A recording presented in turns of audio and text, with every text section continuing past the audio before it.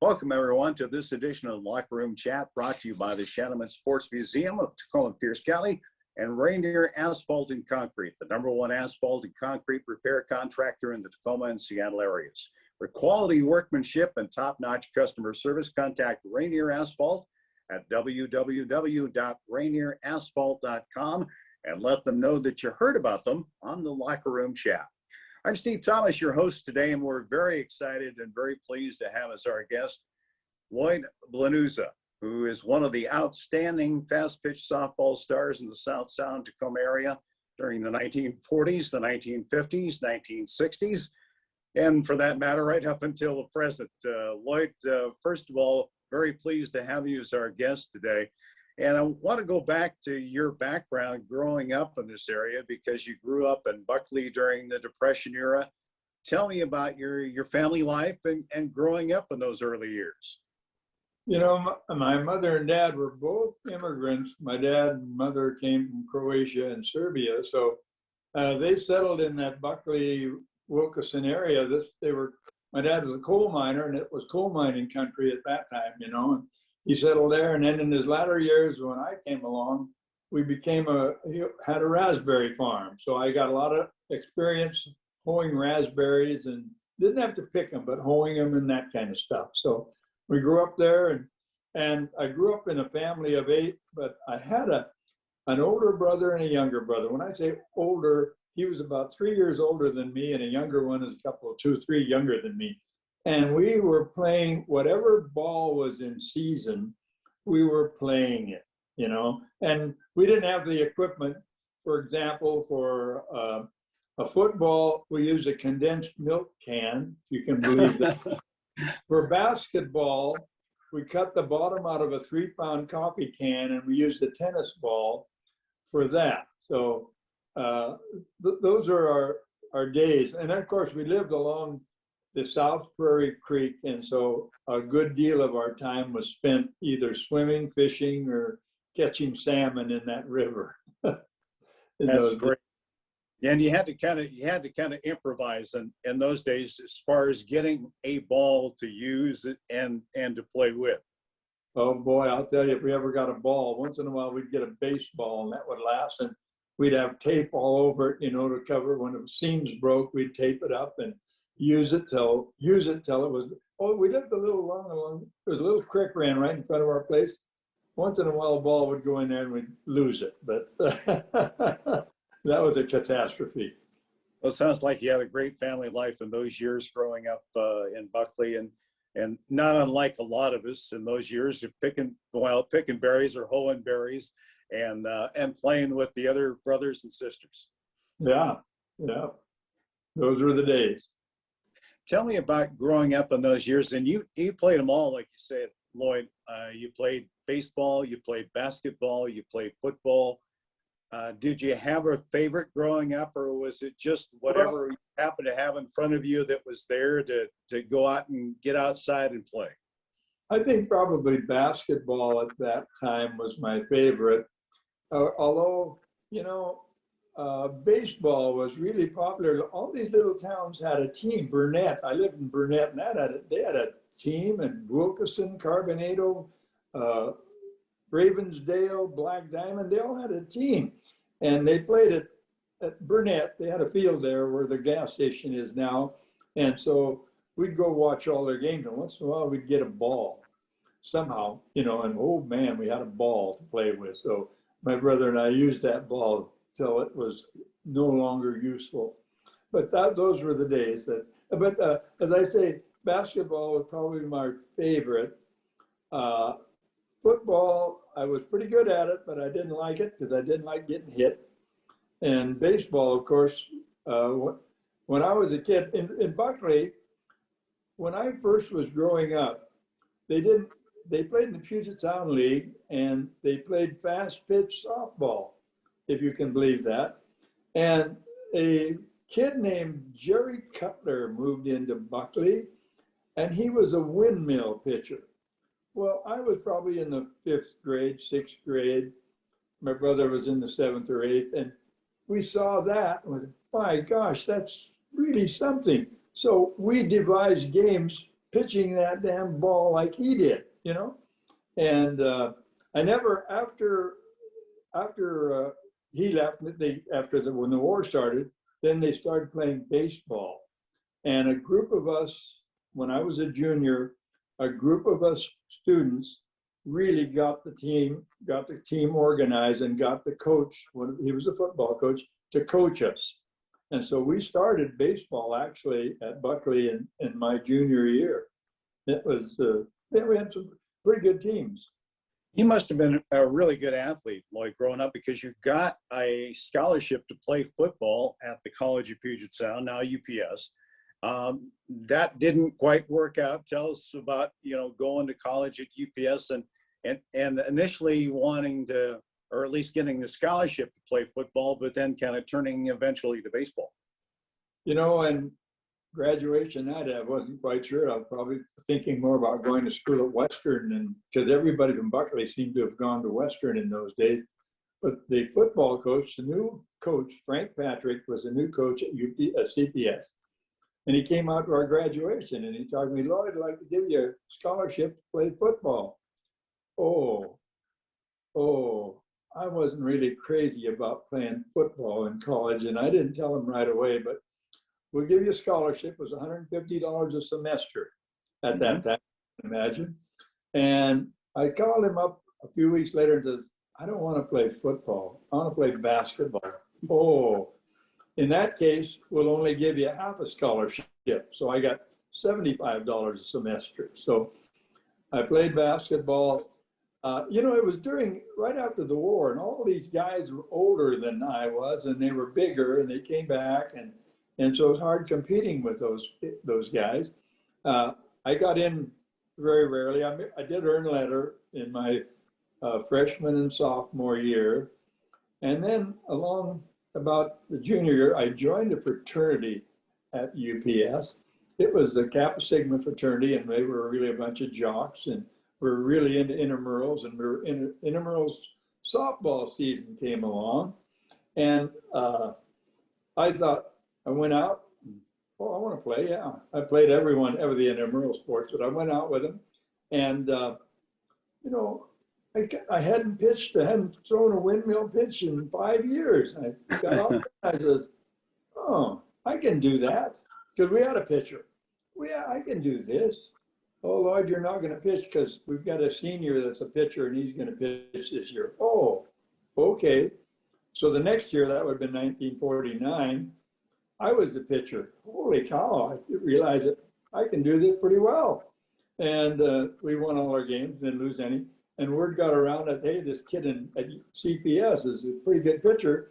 And at that time, there must have been 10 leagues in Tacoma. Wow. And I got a number of calls. Hey, come on, pitch for us. We'll give you a job. Oh, well, I finally signed up with one called Red Spot Electric, and played in a league with them and played a 49 season. We really were good. We won the league we were in, and went to the state tournament. We won a couple games there, but there was one red hot team in town, Irwin-Jones Dodgers, and we never did play them. But they were after me. And so after the season was over, they recruited me. Hey, come on, play for us and we'll give you a job working with Irwin-Jones. So I worked with Irwin-Jones, and the next year, 1950, we won all our games. We won most of them. And there's an interesting story. I didn't realize how good I could throw the ball. And our manager scheduled a game with a team from Seattle.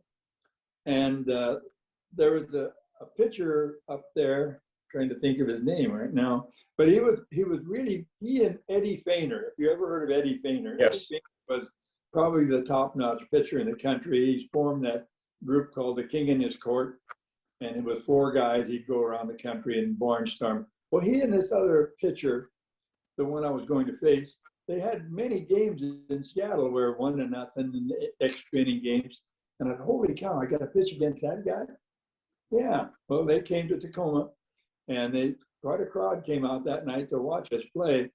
By golly, we beat them 2-1. I said, I can play with these guys, and it made it interesting. So we did schedule home and home games with teams from Portland, and we did have in 1950. 1950, we had to play in the state tournament, and the state tournament was brutal. 32 teams, single elimination, and the winner goes to the regional.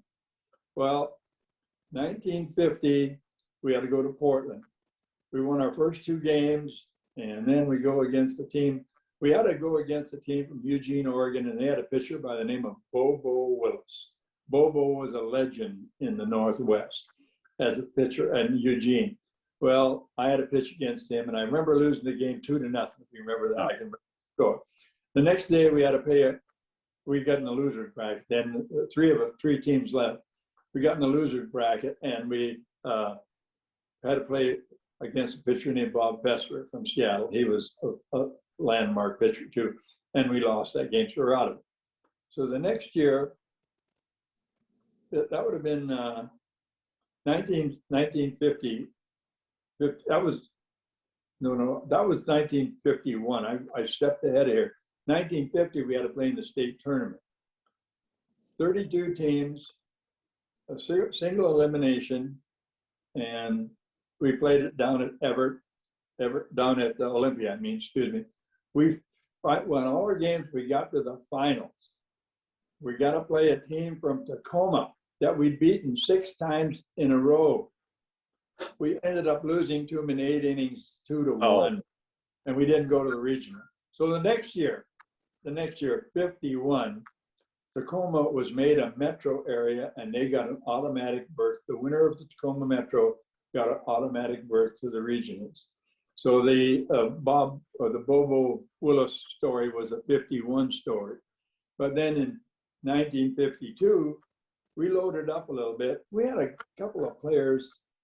Our manager was a hockey player, but we had a player that I thought could have played Major League Baseball if he'd had a head on his shoulders. A guy named Jack Hermson. He could run, hit, throw. He had all the tools, And 1951, we went to Portland and we played in a regional. We won the first 2 and then lost. Told you that story. But the next year, 1952, we got automatic berth again, and that's the year we did go all the way.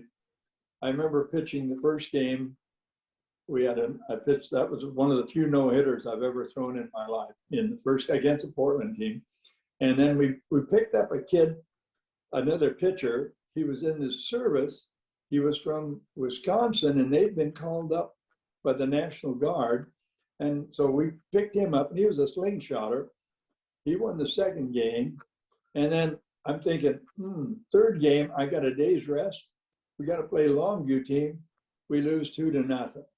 We're in the loser's bracket. So I had to come back the next day. I pitched the game against Bob Bessler. And this was on a Labor Day, by the way. We won that game. We're in the loser's bracket. You got to lose 2 before you're out. Okay. We have to play Longview again in the finals.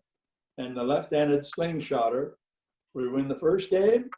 Now we got to win the second one. We're in the Nationals. We came through, and he came through and pitched that game too, and we won that game and went to the Nationals. And that was quite a thrill going to the national tournament and playing against top dogs from all over the United States. I always claim I won 1 game in the Nationals. We played Blue Bunny Ice Cream Company from Sioux City, Iowa, beat them 4-0. And then we lost the next game. Bob Bell, we finagled. We couldn't take that Army guy with us. So we finagled something and got Bob Fessler to go with us. And we lose the next 2 games. Actually, they were exciting games, but we did lose them. So Lloyd, before I want to continue with your baseball career, but there are a couple of guys that you had association with when you were at the College of Puget Sound that are kind of legendary names in this area. And I'm just curious that you were friends with both. First of all, you played basketball at CPS for John Heinrich, who of course is a legendary coach in this area and an outstanding guy. And then one of your frat brothers was our own Doug MacArthur. Tell me about your friendship with those 2 gentlemen. Well, I played basketball with John Heinrich. The thing that really impressed me the most about John Heinrich, of all of the professors and instructors that I had at UPS, John Heinrich was probably the most influential. He did a tremendous job of teaching in the classroom. He was outstanding. I mean, you never went to his class without being prepared. Because if he picked on you and you weren't prepared, he'd cut you to ribbons, you know. So that was the only thing I didn't like about him. He didn't let me play very much, you know. I'd earned enough to get a letter, but that was all. And Doug, of course, Doug was a great fraternity brother, and he's still a great friend. And I do see him every now and then. We're two of the few that are still left from that fraternity. So it was great. And you know, he did a great job for Tacoma and Tacoma Dome and everything else, and just been a great sports authority for the whole area. Great guy. Lloyd Blanusa is our guest. Lloyd, one of the outstanding pitchers throughout the 40s, 50s, 60s in the Tacoma area. And you told us about 1952, outstanding team again in 53, and you kind of continued on after that. I guess the following couple of years after 53, then you were over in Bremerton, correct? Yeah. Tell me about those years. Tell me about 53 and then the next couple of years for you. Well, I want to tell you, 53, I was in Tacoma yet, and we had probably the best team we've ever had in Tacoma. And we went down to Pendleton, Oregon. We won the regional in 4 straight games down there. And that year, our sponsor, Irwin-Jones, had spent so much money sending us to Bridgeport, Connecticut to play in the Nationals. And the Nationals that year were in Miami, Florida. He didn't have any money left, so he said, no, we're not going to go.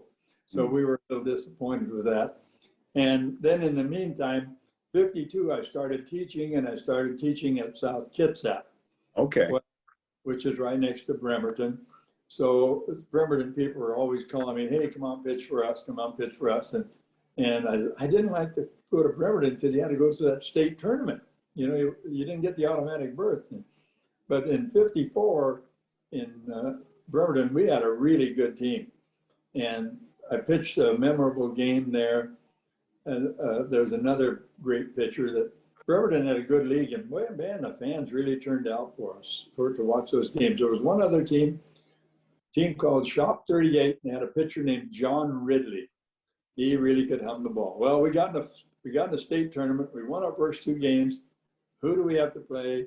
John Ridley's bunch. And by the way, our best player, a guy named Sid Ryan, who was a real memorable basketball player in Bremerton area, Sid hurt his back and couldn't play. He was our best player, best hitter.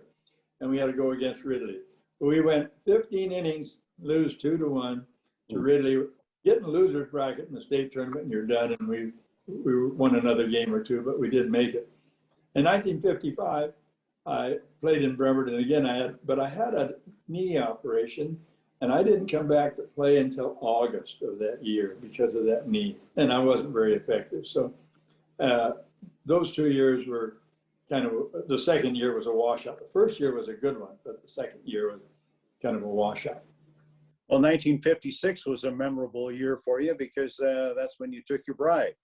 Yep, that is correct. That was a great year. I came back to Tacoma, played with a team called Wood Realty, and went to the we got the regional. We won the regional every year out of Tacoma. We went to the regional every year out of Tacoma. That was a given, just about, you know. And yeah, I got married and gone for a week or 2 during the honeymoon, and then came back. And time for the playoffs to go to the regional, and we didn't win it. We didn't quite have the players to win the regional because they're always tough pitchers. Everybody had a tough pitcher, and we had some guys that couldn't hit. You know, that would send us down the road. But it was fun. Oh, the one thing I remember from that 56 regional, Lou Rickenbacker, who couldn't hit a flea, I don't even know why he was in there. He was a catcher. Hit a home run against one of the top pitchers, and I can't remember who, but that one always stuck out in my mind. How in the world did he ever even get a foul ball, leave alone hit a home run? We played in Seattle that year, by the way. No. In talking about Seattle too, one of the great teams in that era, really beginning about that time, was Federal Old Line, and Right. this is a team that you had quite a history with. Tell us how that you kind of made that transition eventually to playing for Federal Old Line. Well, I played in '56. I played in Tacoma, and in '57. I thought, we can't win the regional. I'd like to go with somebody that could win the regional. Well, went up to Seattle that year, and I did play with Federal O-line. And the only problem that year I had, there were 3 pitchers. And with softball, you can pitch every day. And if I only pitched every 3rd day, that meant I maybe pitched once a week, you know? And I don't think I had as good a year as I could have had. With Federal, but we did go to the regional, got to the finals, and we lost in the finals. And I always remember I just didn't have it that game, and we lost that game and didn't make it. But there were a few years later that very interesting story I had with. I played in Tacoma for the next early 50s, early 60s.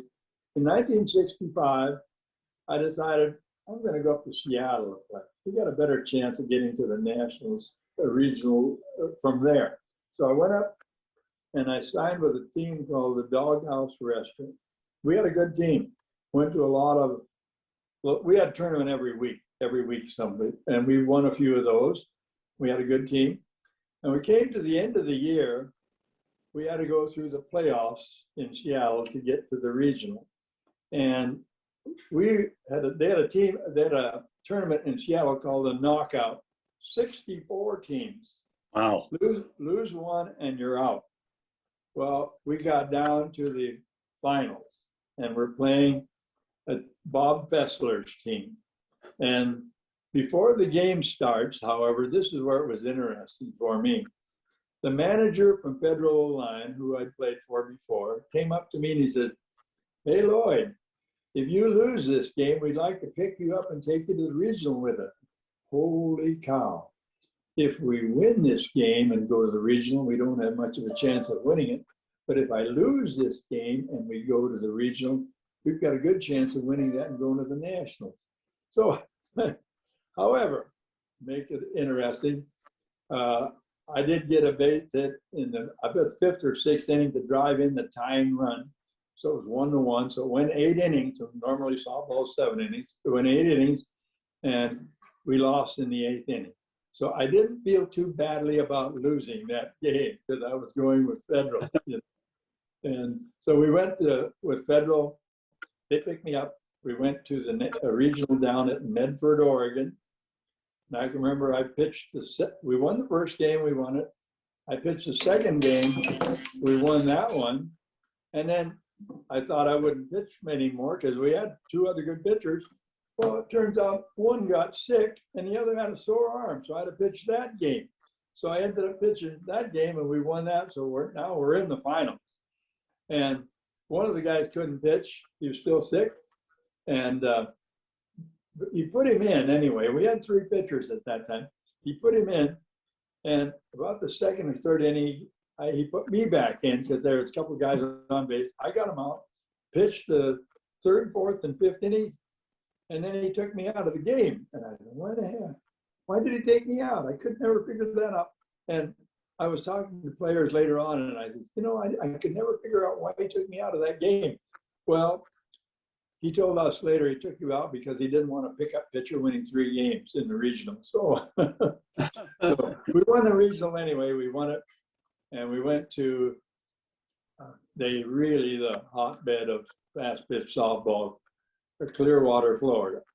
The Clearwater Bombers had been top dog for years and had won the Nationals a number of years. So it really was an exciting place to go to play ball. They played. The Philadelphia Phillies had their spring training site in Clearwater, and as soon as the spring season was over, they cleared the dirt or the grass off the infield, and the Bombers came in. And the Bombers played teams from all over, that would go down there to play. And so it was really fun. And they had, we got down there. We won our first game, and our second game, we won. We didn't win that game, but I did get into pitch in that game, and I'll never forget this. And we were at 1-0. We should have been at 2-0, but one of our base runners made a mistake and got tagged out. Anyway, we were at 1-0. We had 2 guys on base. I got 2 outs, and fly ball to center field. Center fielder was Farrell Forbes, an outstanding center fielder. Went over to catch the ball. The ball hit the heel of his glove and bounced out, and 2 runs scored. We lose that game 2-1. Oh man, Wow. But it was, and believe me, it was hot. I wasn't used to pitching in that kind of hot. Humidity was high and the temperature was hot. So I was worn out when I got done pitching that game. But that was one of the interesting, exciting moments, of my life in softball. Going to Clearwater. Yeah, a great career as a pitcher, but you've overlooked one thing, and that is that you had some big hits yourself at the plate, including a walk-off home run. Tell us a little bit about that. That one was an interesting story too. We were playing in a tournament over in Yakima.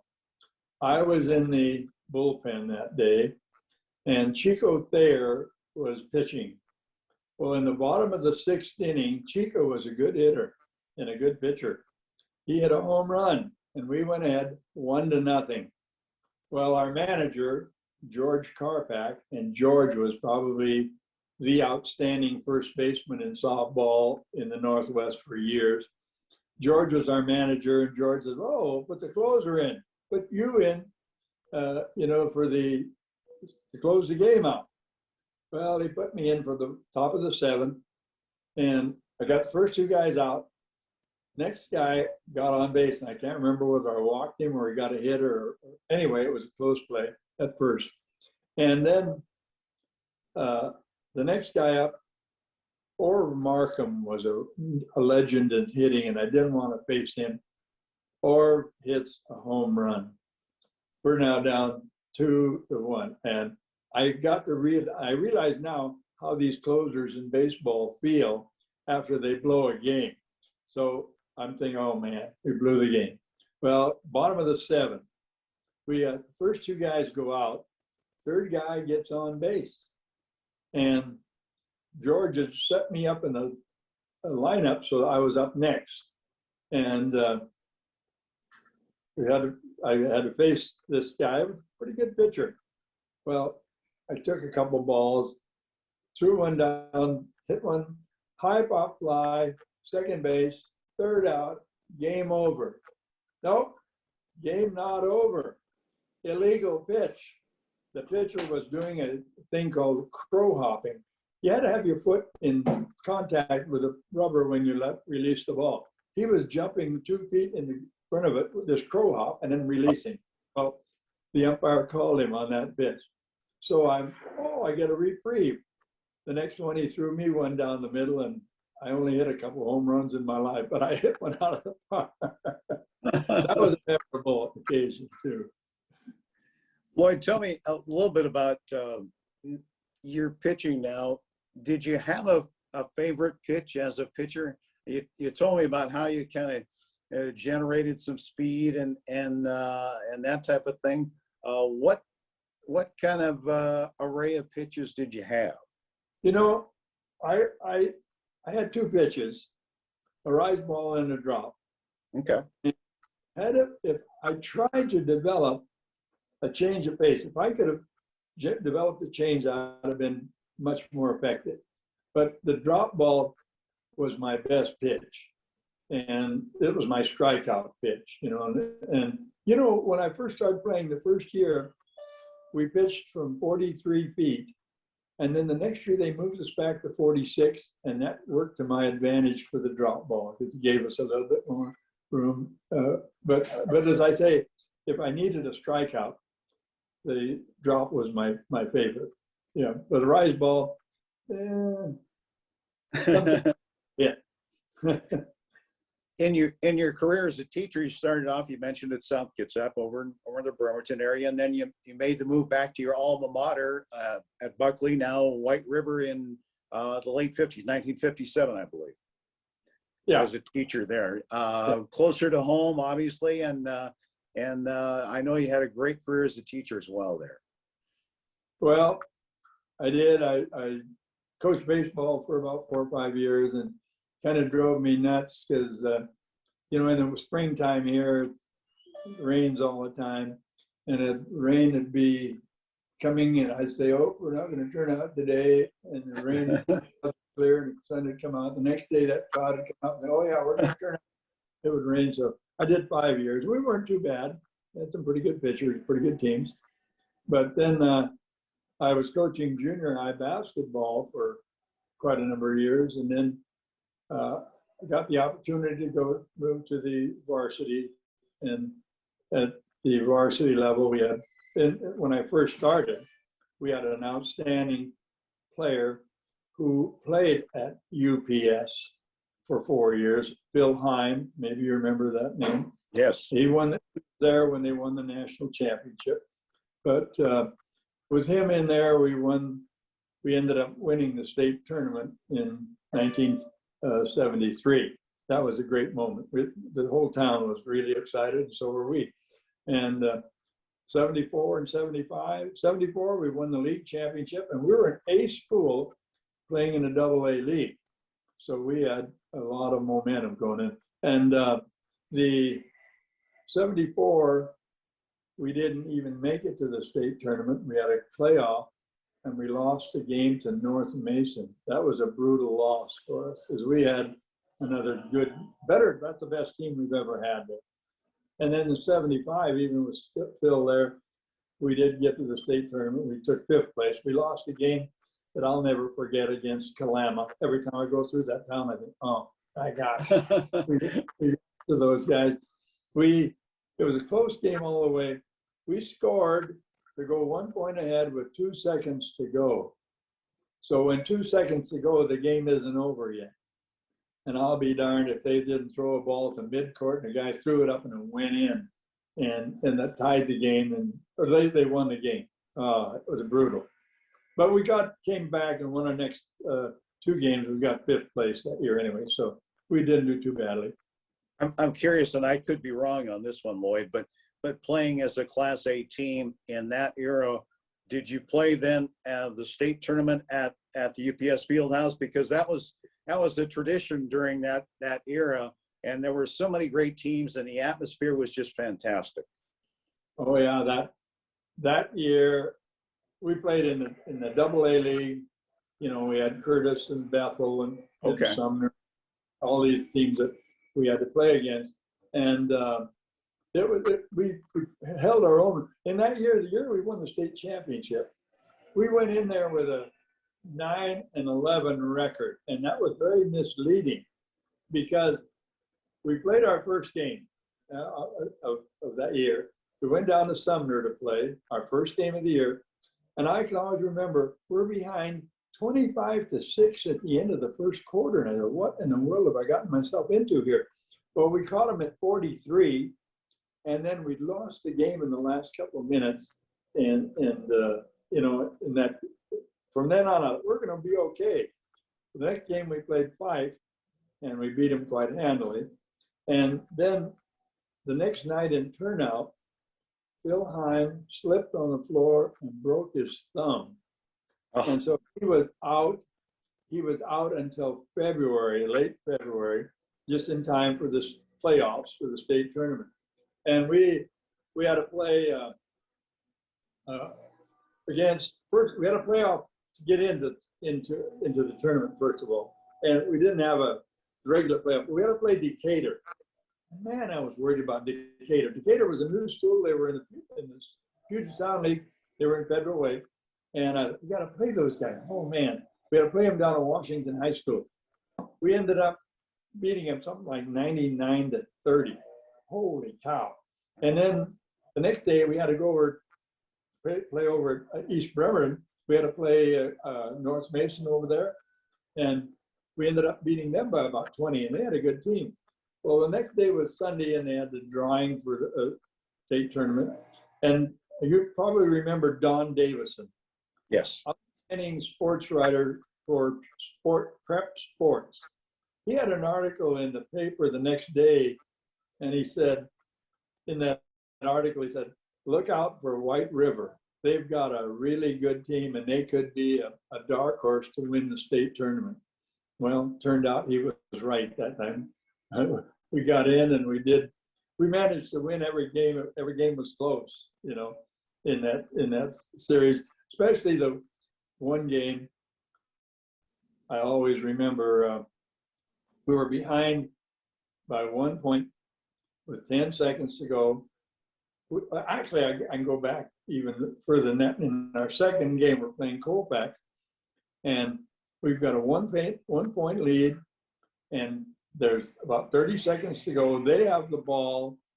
I had a kid named Greg Baker that played basketball for me. He played football at UPS later on and was an outstanding football player for them. And Greg was just Mr. Hustle.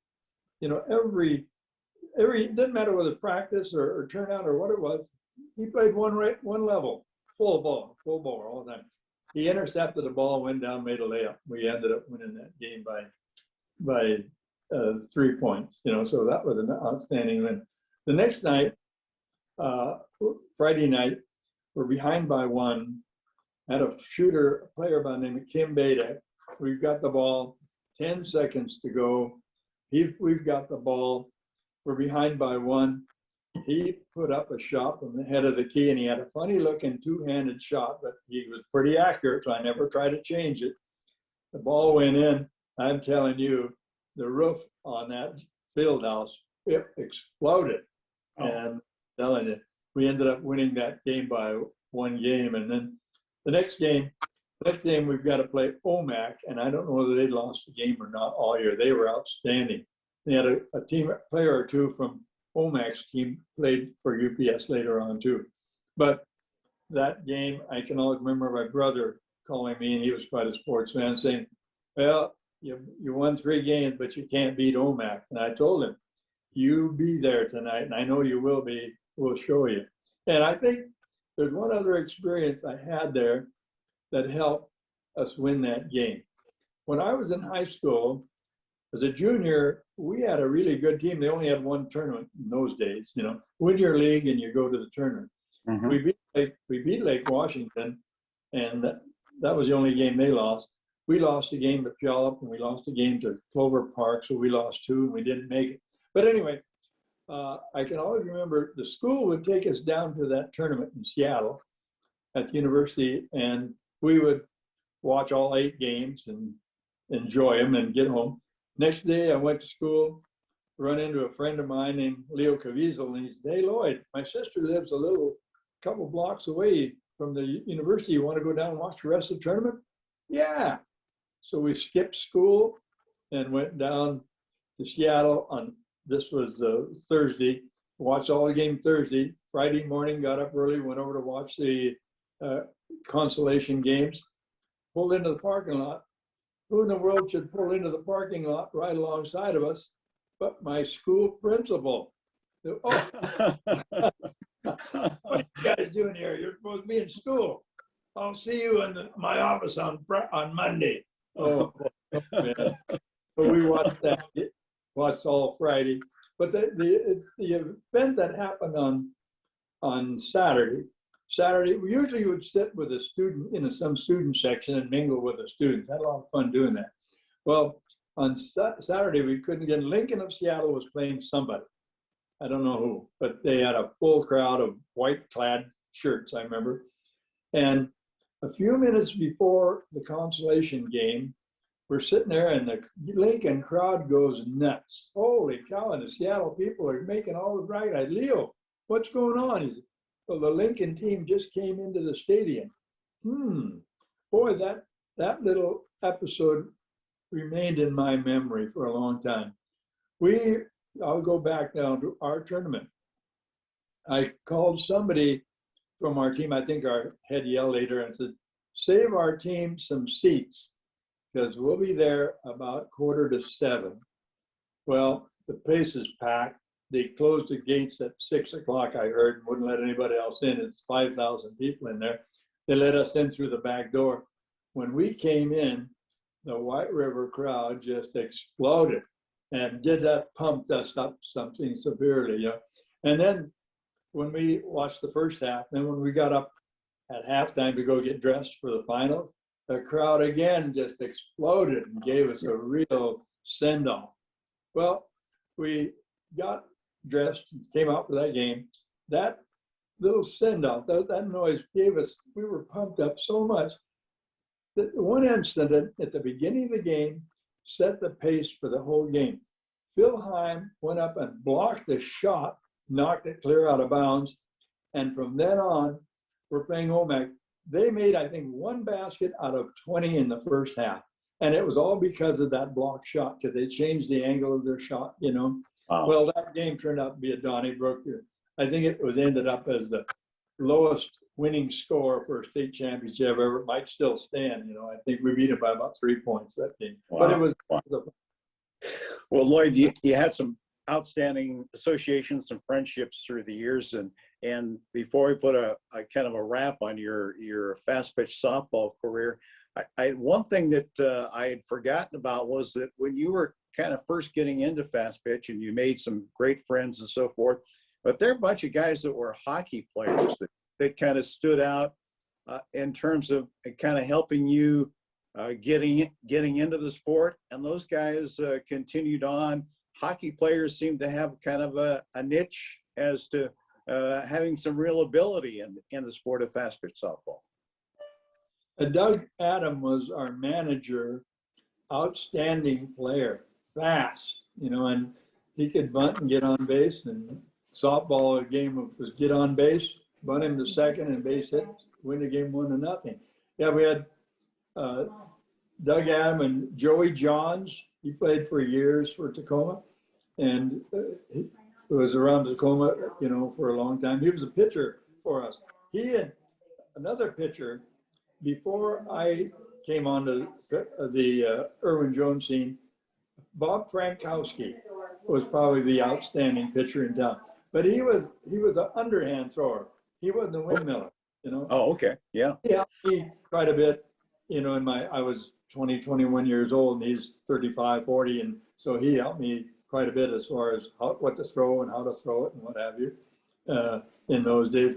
And I did mention Jack Hermson was probably the outstanding player of the era, and George Karpak, outstanding player. And I don't want to mention too many because I'll miss some others, but Dick Webster had Webster's Sporting Goods for years, was a good player, played shortstop for us for years, you know, but all kinds of good associations. We had a pitcher named Dick Yawn that pitched with us. He was one of the outstanding pitchers in Tacoma, you know. But as I say, it was a good group and that we had, and a lot of fun. I tell you, we played. My wife got kind of tired of it. Every weekend, we were going to Yakima or Longview or Portland or Seattle, or, you know, for a tournament. And we had a lot of fun in those too. Well, speaking of your family life, you had your wife, Rosemary, and you had 4 daughters and a son. And your son ended up being a fine athlete at White River. And I know family life was very busy during that time, but certainly very important to you too. Oh, yeah. We had a good time. Yeah, that after 4 daughters are all great people, you know, and turned out very, very well. And a son who came along late in life, which is because I didn't think I'd have any more. And after we won, by the way, he was a state championship kid. He was born 9 months and 2 hours later after we won the state tournament there that year. And it turned out to be an outstanding quarterback for White River. And he went to Western and was a backup for a couple of years. Then he told me he said, "Dad, I don't want to be a backup anymore. I'm going over to WSU." Went over to WSU, took up soil management, and now he's a heads greenskeeper at a real upscale course in Boston. That's fantastic. Yeah, that's outstanding. And not only having a son as a golf superintendent, but you have kind of a unique connection to the Boston area too. Yeah, I do. Well, you know what? Funny story. I got a story to tell you there too, Steve. I had 4 daughters, and one of the daughters found a resort on the coast of Maine, and she went to work there. Well, eventually, all 4 of the daughters worked there. Son-in-laws, nieces, nephews, they all had gravitated there and worked there. And when my son came along, I said, Paul, you're not going back there. Because I was afraid one of them was going to find some guy and get married back there. So, Yep. Paul, you're not going back there. Oh, okay. So he didn't go back there. He stayed here, local. Well, he graduated from WSU and he got a job as an assistant superintendent at the Plateau Golf and Country Club in Seattle, in the Sammamish Plateau. And one weekend he says, Dad, I'm going down to San Francisco and see my old college roommate. Well, he went down to San Francisco. His college roommate's living with 2 girls from Rhode Island. That's the end of story. You know, he marries one of them and now he's living back there. Yeah, so you're making a lot of trips back to the Boston area then, I bet. Dude, hey, we're fortunate because one daughter is sitting right alongside of me right now. She became a flight attendant for Delta Airlines, and so Delta, for some reason, they gave us free airfare, and so we made a lot of trips to Boston, yes, for free, you know. Well, Lloyd, it's been my pleasure to go back and listen to some memories, some recollections of your era as a coach, as a fast pitch softball player, and as a husband and father of a great family. And it's been a lot of fun. We've really enjoyed it a lot. Well, it's fun talking about it. I like to reminisce, you know, so I appreciate everything you guys have done there. Yeah, I appreciate what Mark blows in. I got to tell you a story about Mark. You know, every year, I winter in Arizona every year. I've been doing it for 20 years. And when the NCAA tournament comes along, I always run a Final Four. You know, you put in $5 and you pick out the winner and so forth. And I've been doing that for 20 years. I didn't do it last year because of the COVID, but been doing that for 20 years. And by golly, I got a hold of Mark. Mark became acquainted there here in the last couple of years. And then, hey, Mark, you got to get to my tournament. Well, I pay off 3 places, and I'll be damned if he wasn't one of the 3. He won. Well, that's a great connection. Absolutely. Well, we'd like to thank Lloyd Blanusa for being our guest today. That concludes our interview, and we invite you to join us again next time on behalf of Rainier Asphalt and Concrete and the Shanneman Sports Museum of Tacoma Pierce County. I'm Steve Thomas. We thank you for joining us on another edition of the Locker Room Chat.